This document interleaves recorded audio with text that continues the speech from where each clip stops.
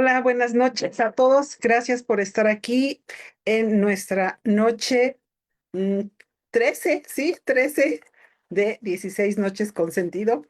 Y pues muchas gracias a los que se van conectando. Si de casualidad llegaste y ni me conoces, soy Chio de Guzmán y estoy leyendo o estamos leyendo un libro que se llama El hombre en busca de sentido de Víctor Frank. Entonces, si llegaste de casualidad, pues quédate porque vamos a estar leyendo 15 minutos de este libro. Y bienvenidos a los que están en Facebook. Gracias por conectarse. Y bueno, aquí los empiezo a leer. A ver, voy a empezar a leer, pero de repente me asomo y veo quiénes están aquí. Gracias por estar aquí a todos los que están llegando, tanto en TikTok como en Facebook. Gracias. Vamos a comenzar. El siguiente tema se llama irritabilidad. Además de ser un mecanismo de defensa, la apatía era resultado de otros factores. La producía el hambre y la falta de sueño.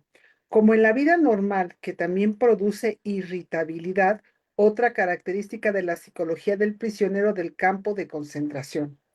La falta de sueño se debía en buena medida a los rebosantes barracones infectados de pulgas que carecían de higiene y atención sanitaria. A eso había que añadir que no consumíamos cafeína ni nicotina que habrían mitigado la apatía y la irritabilidad.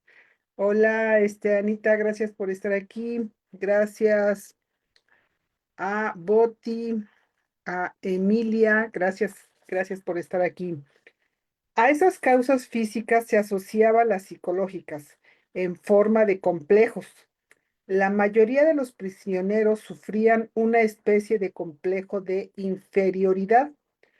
Todos habíamos sido o creíamos haber sido alguien en la vida antes del internamiento.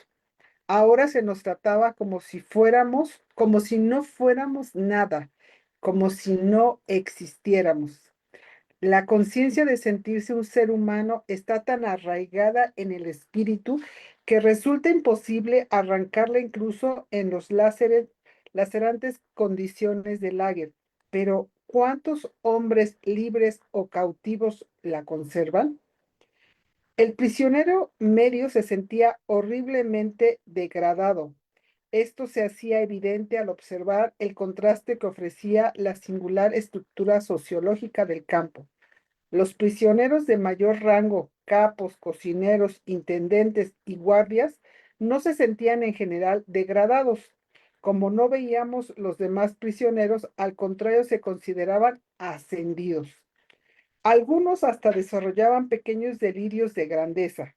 La reacción psicológica de la mayoría, envidiosa y rencorosa ante los privilegios, era frecuente y emergía a veces en forma de chistes maliciosos.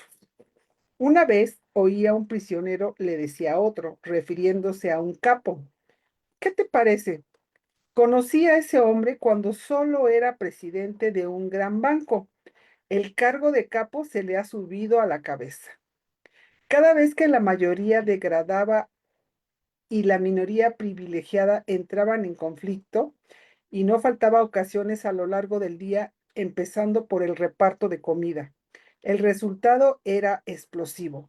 De manera que la irritabilidad general, cuyas causas físicas he apuntado antes, se incrementaban con las tensiones psicológicas que afligían a los prisioneros. Nada tiene de sorprendente que esa tensión a menudo desencadenaba una pelea.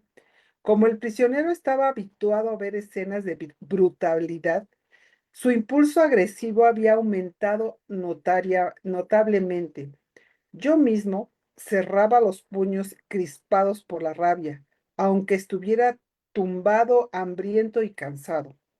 El cansancio era mi estado normal, pues durante la noche tenía que avivar la estufa, un privilegio del barracón de los enfermos de tifus.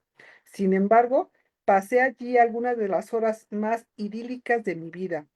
Al abrigo de la noche, mientras mis compañeros enfermos dormían o deliraban, Yo podía estirarme frente a la estufa y asar unas patatas robadas en un fuego alimentado con carbón también robado. Disfrutaba de ese pequeño placer, pero al día siguiente me sentía aún más cansado, insensible e irritable.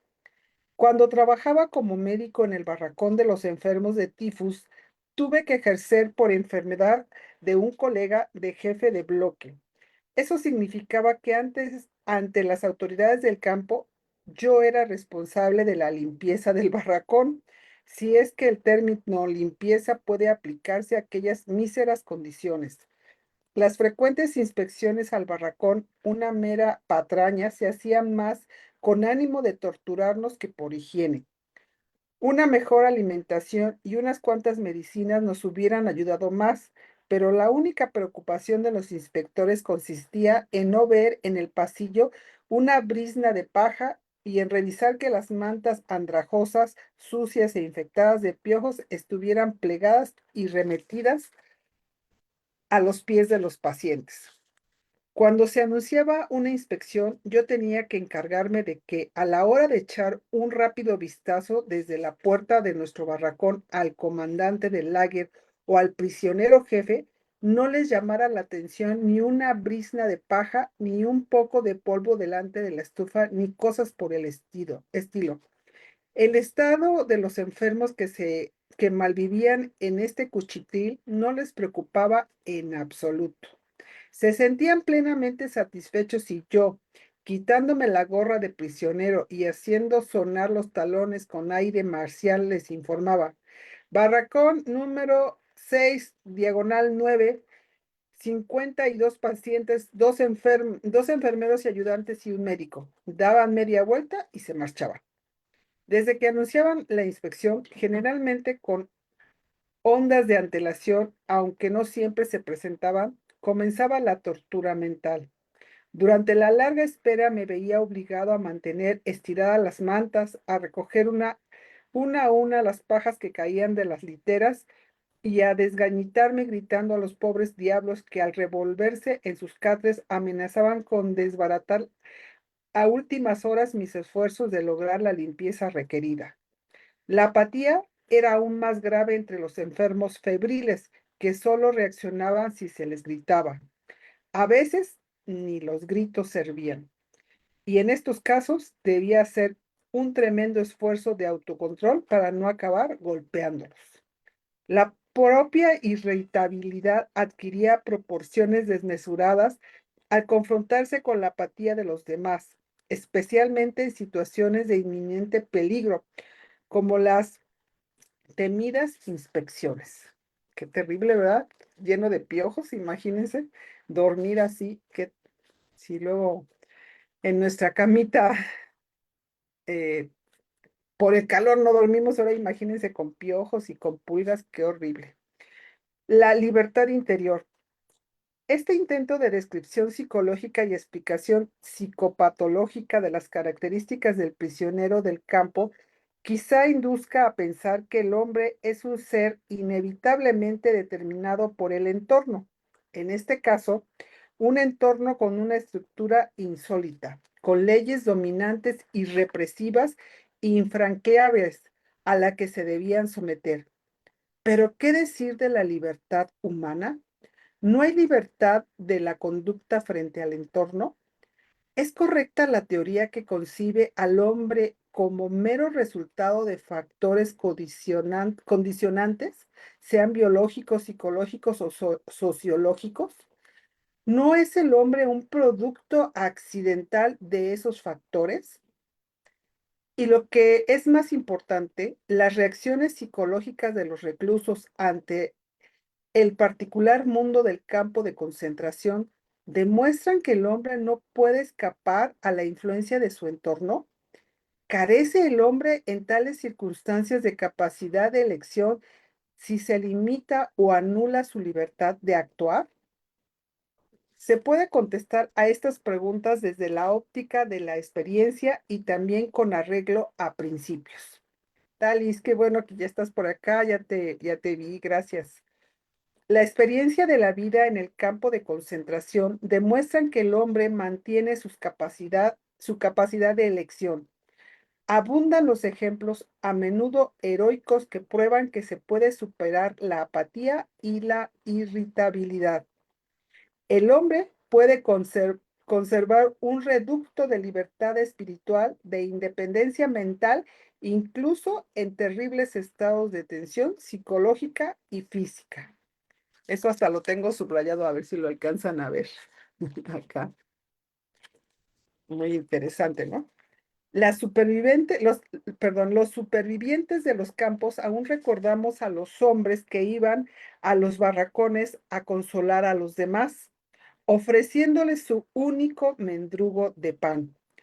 Quizá no fueron muchos, pero eran pocos, con una muestra irrefutable de que el hombre se le puede arrebatar todo salvo una cosa: la libertad humana, la libre elección de la acción personal ante las circunstancias, para elegir el propio camino. Esto también lo tengo subrayado acá en la parte de abajo, ¿sí lo ven? Lo voy a volver a repetir, creo que esto es muy importante que se quede grabado. Al hombre se le puede arrebatar todo salvo una cosa: la libertad humana, la libre elección de la acción personal ante las circunstancias, para elegir el propio camino. Y allí siempre había ocasiones para elegir. Cada día, cada hora, brindaban la oportunidad de tomar una decisión que estipulaba si uno se sometería o no a la presión que amenazaba con arrebatarle el último vestigio de su personalidad, la libertad interior. Una decisión que prefijaba si la persona se convertiría, al renunciar a la libertad y a la dignidad, en juguete de las condiciones del campo, dejándose moldear por ellas hasta convertirse en el prisionero típico.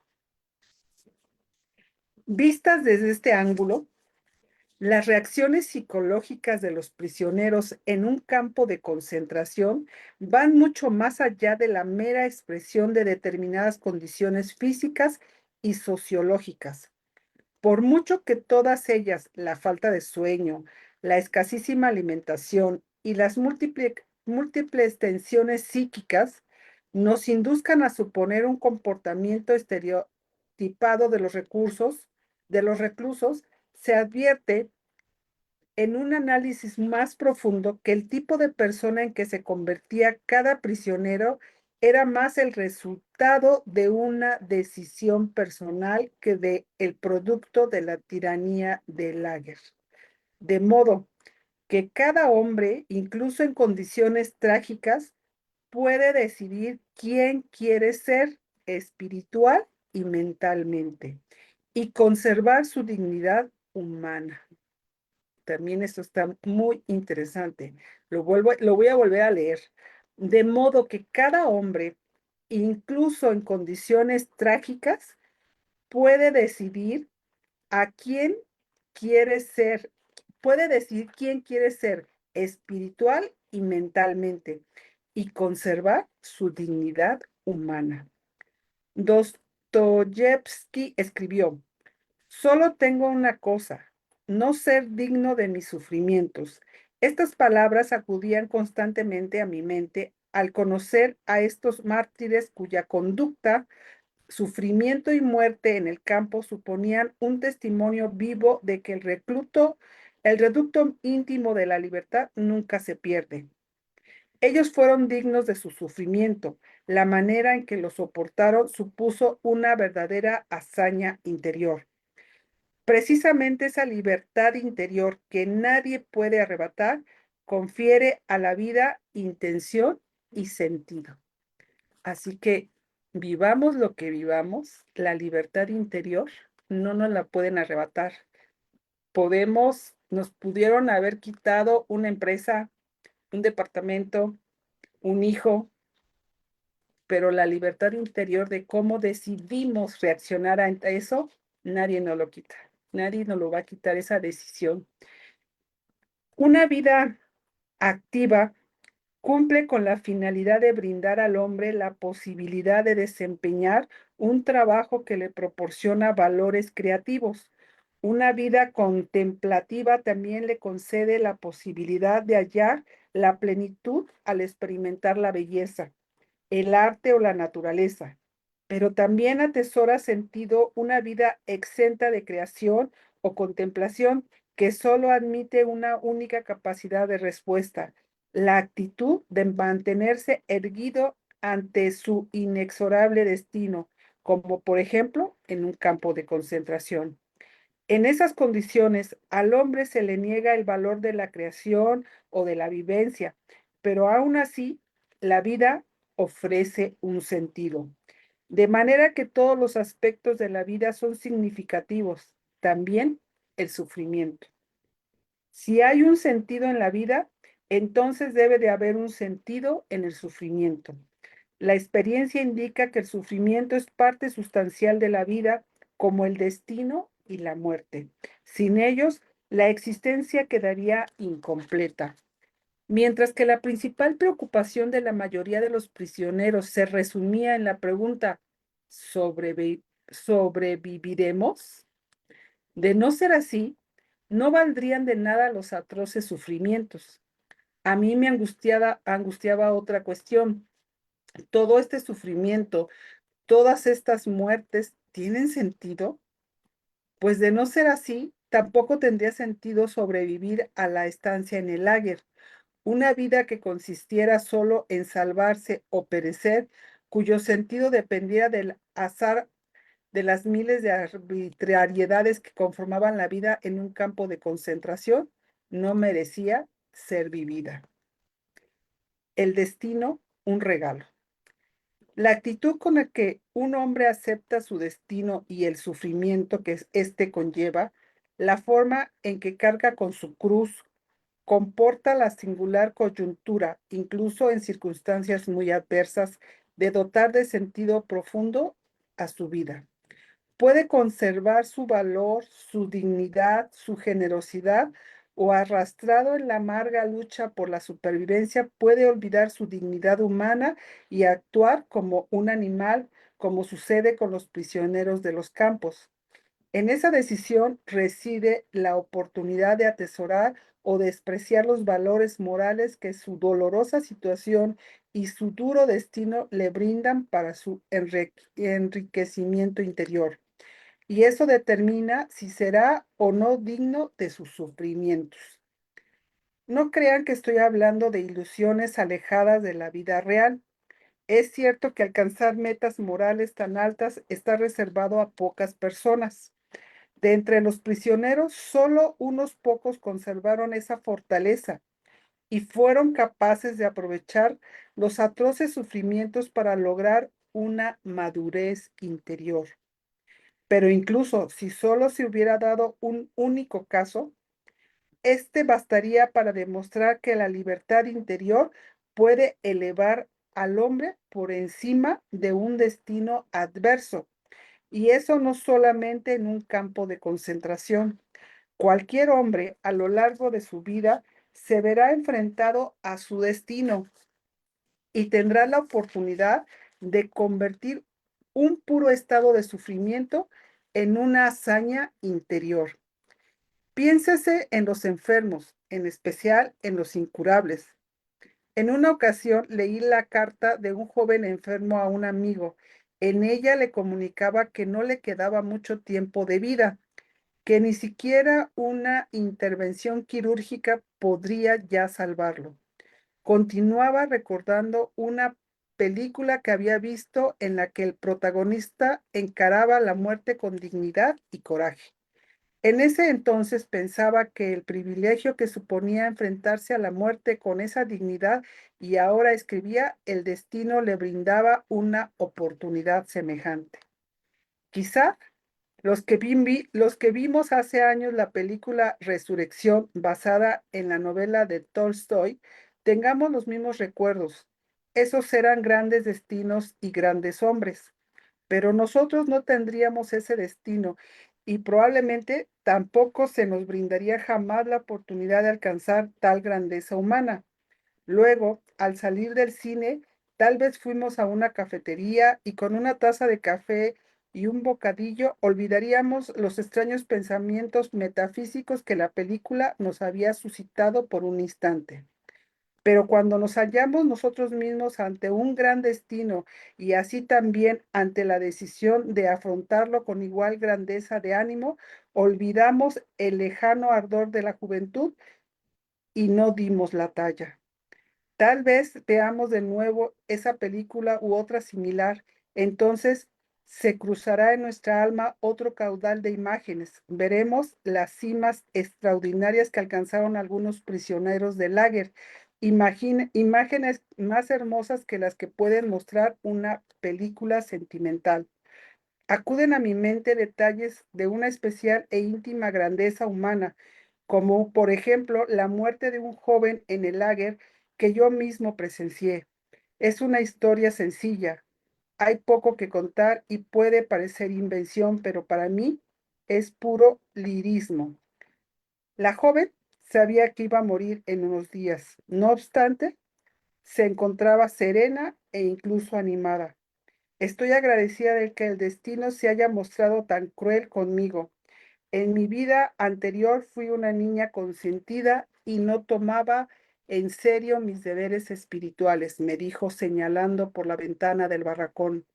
Ese árbol es el único amigo que me queda en esta soledad. Por la ventana se veía solo la rama de un nogal con dos brotes en flor. A menudo hablo con el árbol, añadió. Yo estaba atónito, no sabía cómo interpretar sus palabras. ¿Estaba delirando? ¿Sufría alucinaciones? Ansiosamente le pregunté si el árbol le contestaba. ¿Sí? ¿Y qué le dice? Me dice, estoy aquí, yo soy la vida eterna. ¿Qué les parece? Súper interesante esta parte, ¿no?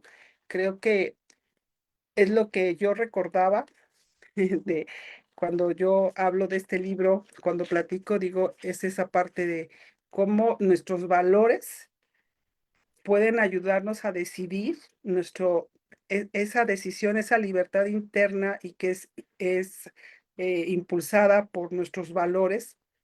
Podemos tomar la decisión de qué hacemos ante la situación que podamos tener, ¿no? O sea, por muy duro que sea lo que estemos viviendo o lo que hayamos vivido, nosotros podemos decidir cómo reaccionamos ante esa situación. Y pues esta parte está muy, muy reflexiva y espero que se queden con esto, esta libertad interior. Todos tenemos esa libertad interior, todos, todos, todos. Entonces, por mucho que nos quieran condicionar las circunstancias, el gobierno, el entorno, todo, todo, nosotros tenemos una libertad interior y nosotros decidimos cómo reaccionar ante todo lo que esté a nuestro alrededor. Y pues bueno, el día de mañana seguimos. Blanquita, qué bueno que estás aquí. Me da mucho gusto que te hayas dado el tiempo de estar aquí.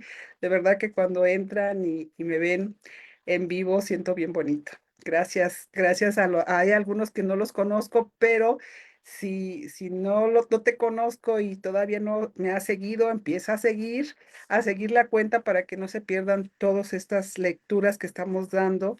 Y creo que estamos llegando a la parte como medular de esto, la parte de las conclusiones de este libro tan bonito, que en mi caso me dejó mucho. Y esta parte donde dice que, que cuando uno ve una película puedes salir después de ver esa película y sí reflexionar un momento, pero cuando tú ya estás viviendo una situación difícil, esas escenas que viste en la película las ves con otros ojos. A mí me pasó con la película del náufrago, que yo la había visto en su momento y hasta se me había hecho aburrida. Cuando yo estaba en plena crisis, en el shock, veo esa película nuevamente y fue y muy diferente de como la había visto. Me dejó grandes enseñanzas, ya lo he platicado en algunos momentos y la sigo recomendando que la veamos con otros ojos cuando estamos pasando por un proceso difícil, porque de verdad que entonces es cuando como que entendemos por qué hicieron esas escenas y por qué el sentido de esa película, ¿no? Qué enseñanzas. Y entonces podemos rescatar esas enseñanzas para nuestra vida y para poder mejorar. Muchas gracias por todos los likes que le están dando al video. Gracias a todos. Espero sus comentarios y nos vemos el día de mañana nuevamente a las 9 para seguir con el día 14, ¿vale? Gracias a todos. Gracias por conectarse. Anita, gracias. Talis, gracias. Mago, gracias. Blanquita también que por aquí estabas. Luego acá no sé por qué en Facebook no alcanzo a ver, como que va más atrasado, pero gracias porque sé que luego se queda grabado y me escriben. Les doy gracias a todos, todos, gracias. Nos vemos, buenas noches.